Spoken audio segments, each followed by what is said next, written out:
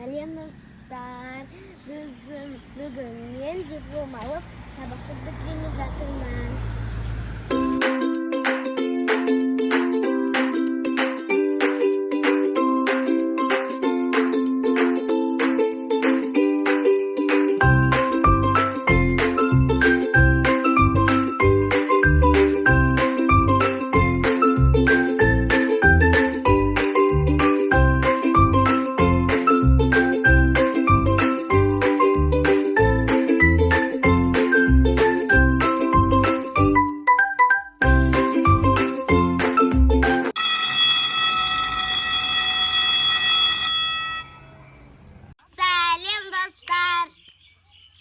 Bugün men sabahta bitirip diplom aldım. Endi 90 gün kanикул болады.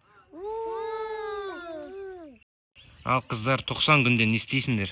Адан соң барамыз, бассейнге барамыз. Универге и пикникке шығамыз.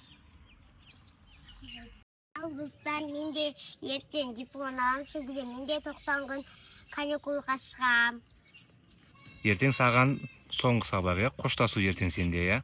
Бүгін Аминада болды қоштасу. Ертең Аминаға соңғы сабақ, маған да ертең соңғы сабақ. Аз сабақ өтеміз ертең. Иә. Ал оқу жылы біткенімен құттықтаймын. Оқу жылын жақсы бітіргендерің құтты болсын. Кабикте болады сабағым. Егер видео ұнаса, лайк басып, комментарий жазып, тіркеуді ұмытпаңыздар. Ал всем пока!